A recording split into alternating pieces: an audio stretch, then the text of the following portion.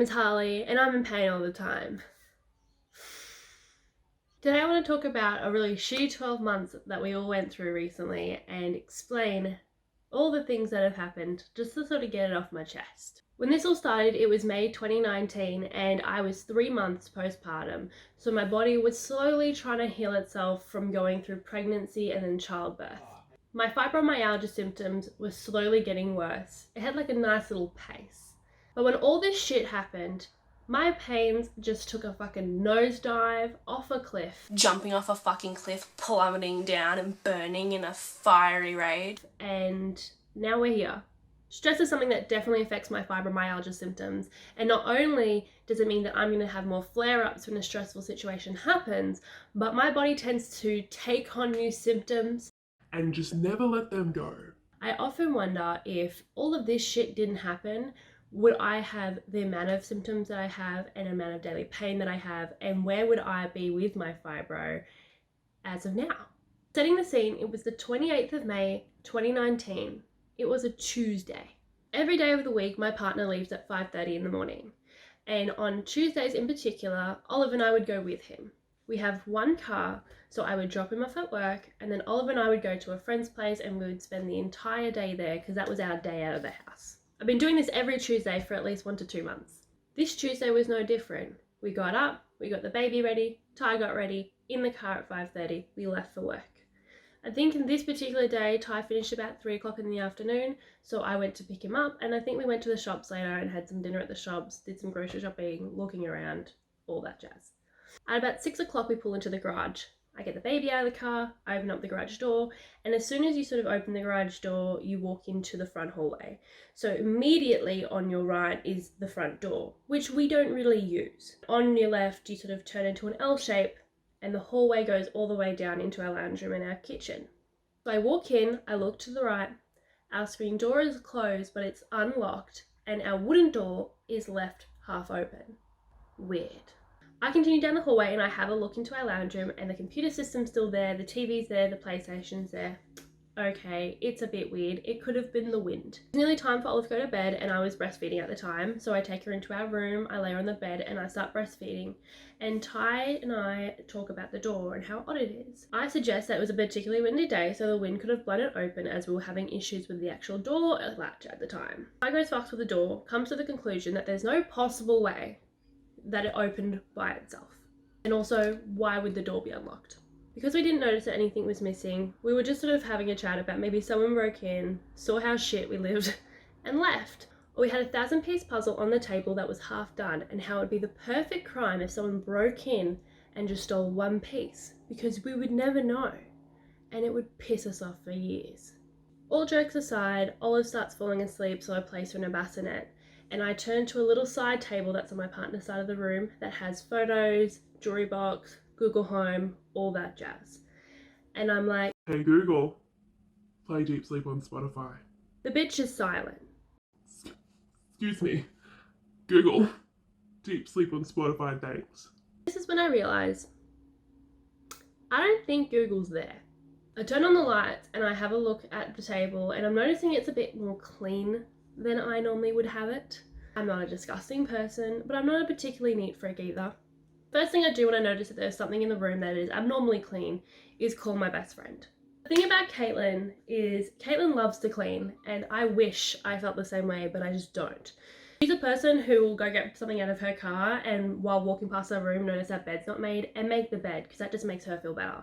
And like, whatever, it's good. I appreciate it. Anyway, so I call up Caitlin and I'm like, hey, did you clean our room last night? Like, no man, like, I was with you the entire night, I didn't go into your room, like, I didn't touch anything. I'm like, sick, I've gotta go. She's like, why? I'm like, bitch, I'm pretty sure I've been robbed. I hang up from her, Ty and I do a quick sweep of the room to see if there's anything damaged or if there's anything else that we can really notice that's missing, and we turn off the lights and leave Olive to sleep. I go one way at the garage door to call the cops, and Ty goes into the lounge room to see if there's anything else that's missing. Now, I don't remember if I called the cops or I called Police Link, but I know I called one of them. Anyway, at the end of the day, ended up on the phone to Police Link. I was explaining to the woman that we'd been broken into and some of the stuff had been missing, and I don't know how they got in or how they got out. We had everything locked. We're very particular with that kind of thing because we live in a shitty ass area. So I'm on the phone to this woman. Ty's coming out every 5 minutes, updating me on what's been taken, and I'm updating this woman. She tells me that she doesn't know if the cops are going to come tonight, but they very well could, and that we just need to keep making lists of everything that's gone and anything that we notice. Olive is obviously feeling the distress of Ty and I walking back and forth and being on the phone. So Olive is not sleeping. So I text Caitlin, I asked her to please come over so that way Olive can be soothed by Caitlin, or if the cops do show up and Olive's away, Caitlin can take Olive out of the situation. The chick at Police Link said that she'll give me a call back. She's just going to find out what's going to happen tonight and if there can be any cops that come tonight. I'm like, all good. By the time Caitlin actually arrives at the house, Oliver's fallen asleep, which is all good and fine. And so we start going through the house all together, looking for things that are gone. A lot of shit was taken. A lot of personal stuff was taken. A lot of my jewelry was taken, things I got from my aunt. There was a necklace with her ashes in that got taken, and they took iPads, a phone, they took wood burning gear. They took a lot of shit. The one thing though out of all of it that really shitted me off the most was that they went through my daughter's bedroom. Now, while my daughter didn't stay in her bedroom at the time because she was 3 months old, we still had a change table in there and we still sat in the room and read with her and hung out with her in the room. They went and they stole her money box, which we'd been saving since I found out I was pregnant. So it had quite a bit of money in there. They took that and they went through her entire cupboards. Now, if you had broken into my house and went through my child's room and took nappies and clothes, I wouldn't be as pissed, because obviously if you're a parent, you need those things. You're going to do whatever you can do for your child. Like, it's fucked up, but I understand it. But this motherfucker didn't do anything like that. He didn't take anything that you would need for a child. He just took anything he thought was fucking valuable. And joke's on that prick, because on top of my daughter's cupboard is a heap of boxes. Boxes to things that are expensive. But they're all empty. So he spent his time going through all those boxes before he realized that there's nothing fucking valuable there. At this point I'm pissed, but I'm also so incredibly tired. So I just end up making a coffee and Caitlin and I go sit on our driveway for a little bit. Ty comes out and informs me that they've also taken Ty's house keys. Now, because we have one car, there is a set of house keys that are attached to the car keys, so whoever has a car has them. But there's also a set of house keys, so if I'm at home alone with Olive and I want to go for a walk, I can and lock up the house. They took the extra set of house keys, so now these fuckers can get in and out of our house and we can't do anything about it. As soon as we hear this, Caitlin and I jump up and we jump in the car and we head down to our local cob shop. We tell them everything that happened, give them all the QP numbers, and just sort of explain where we are at. We have a 3-month-old and these fuckers have our house keys. What do we do? She told us the likelihood of someone actually coming out to the house was very unlikely, so we would be best to go to Bunnings, which closed in like 10 minutes, and buy a heap of locks for the house and try our best to do it that way. So we jump back in the car and we fucking hightail to Bunnings, which is a 5-minute drive, and they're only open for another 10 minutes. On the way, I give them a call. I let them know I need any kind of locks for windows and I need any kind of locks for doors. We've been broken into and I need to be able to protect my family. Please pull as much as you fucking can and please stay open for me. The ladies there were so nice, because as soon as I ran up the elevator and I got to the front counter, they had everything ready for me and all I needed to do was press my card. So I buy these locks and I head back home. When I get home, I start fitting the window locks on all the windows in the house, and they just make it so that way there's no way that the glass window could actually open. So if someone took off the grate, it doesn't matter, the glass window can't open, they're not getting in that way. Fantastic. And then we start putting all the locks on the back door and the front door. These ones you need a drill to screw in. We have one of them, but then we realize they've stolen that too. So we have no way to stop the front and the back doors being opened.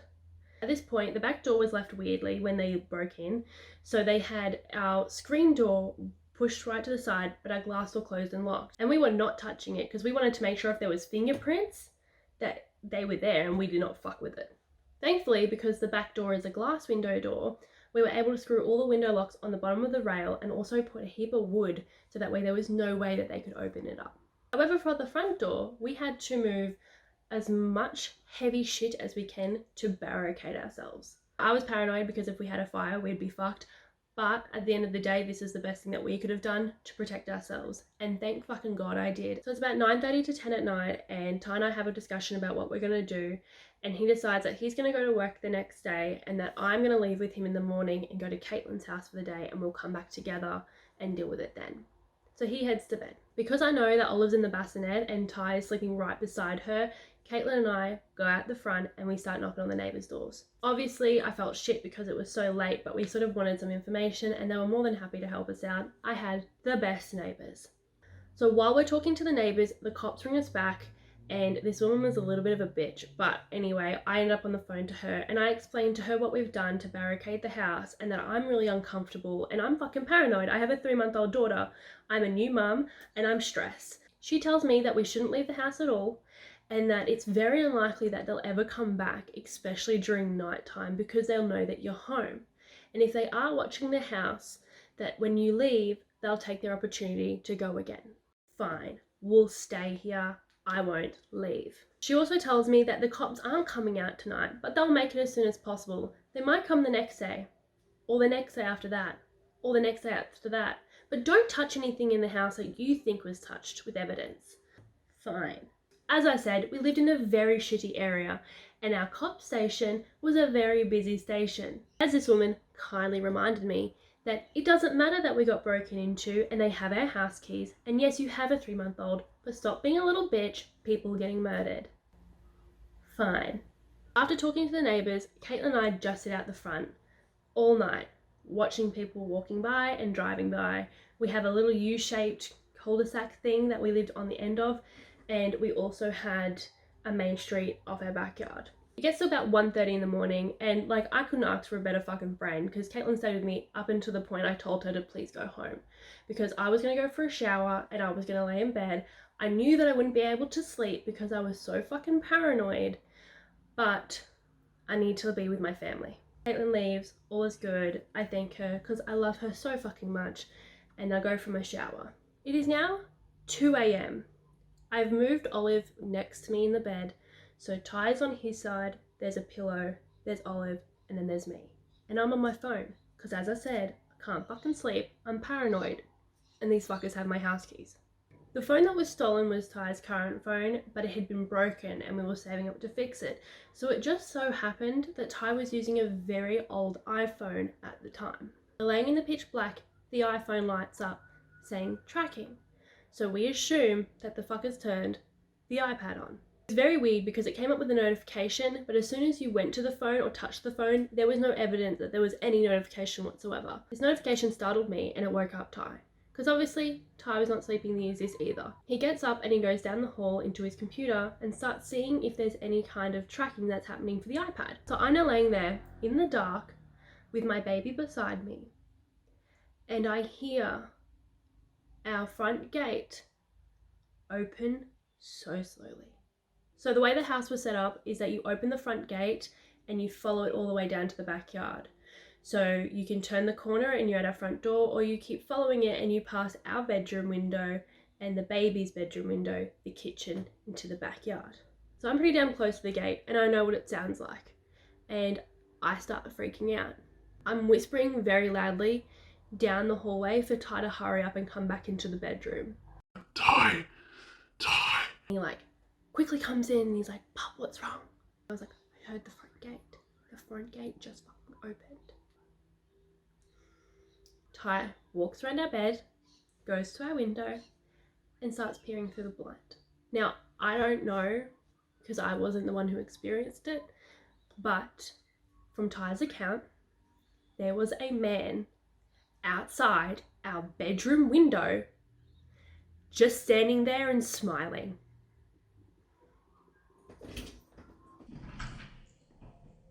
I'm talking about that guy outside the window, and then you just opened the fucking door and my heart died. When we got broken into... He wasn't smiling. Wasn't he? No. I saw him walk past because the neighbour's fucking light came on. Alright, no. And he was like hunched over like this, like creeping through the yard. That's even worse!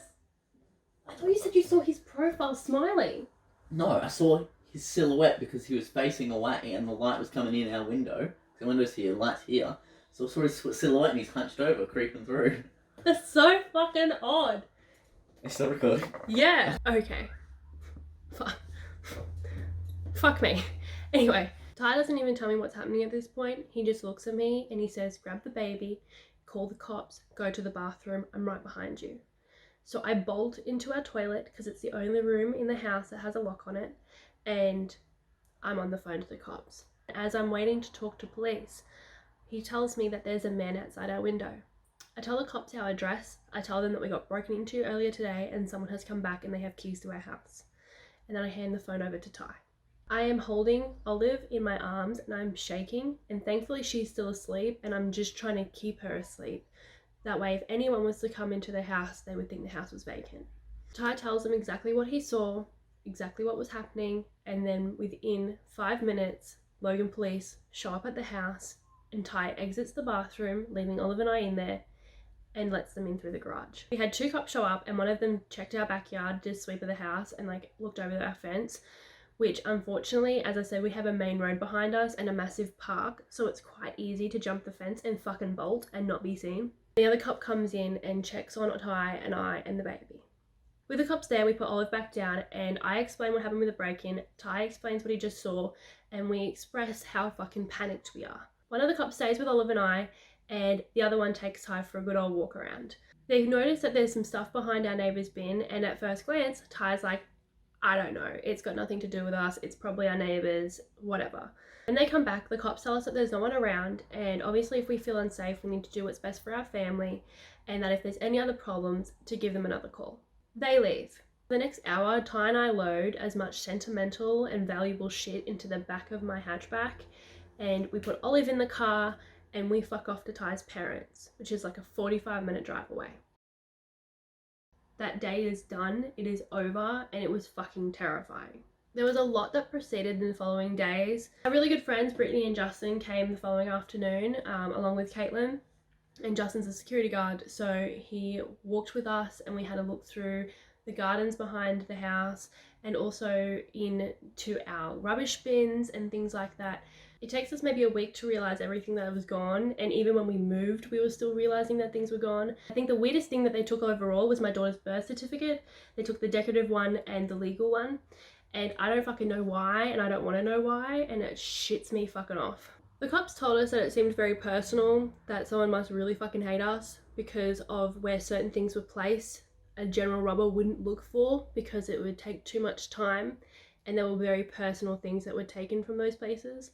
I cannot thank my friends enough, especially Caitlin for being there in that time when everything was hectic, and also then for Justin and Brittany being there to support us and making us feel more comfortable and better. I think we stayed at Ty's parents' house for 3 nights and only coming back during the days. And eventually we got all the locks changed and we moved back in by that weekend. We did end up having forensics come in, I think on the Friday night, and he took as many fingerprints as he possibly could. Anything that had marks or anything, I had photos of as well. So I sent him all those photos and he did his magic. And we honestly haven't heard anything about it. Unfortunately, there is no happy ending to the situation that happened. Our shit got taken. We felt like we were in a lot of danger and our lives were disturbed, and that house never felt the same. Over 6 months later, our lease was up and we left, and now we live here in a much better area, and I'm so thankful to not live in that area anymore. The amount of murders that had happened, the amount of crimes that have happened was fucking ridiculous, and I'm so glad we got out of there before anything really bad happened to us. We are lucky at the end of the day. We are all safe, and while what was taken did mean a lot, it wasn't anything that I can't live without. That was the time that I got broken into and robbed. And I know you're asking yourself, Harley, you said a shitty 12 months. This happened in May, it's one event. Well, there is much more coming, so stay tuned because it's gonna be a whole damn series. There's that much shitty things. Anyway, my name is Harley. I'm in pain all the time. I hope you really enjoyed this video. I know it's a different kind of video than I've ever made before, and I was really excited to film it.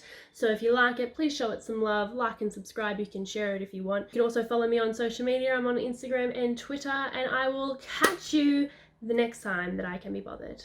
Okay, bye. Let's see who will make it.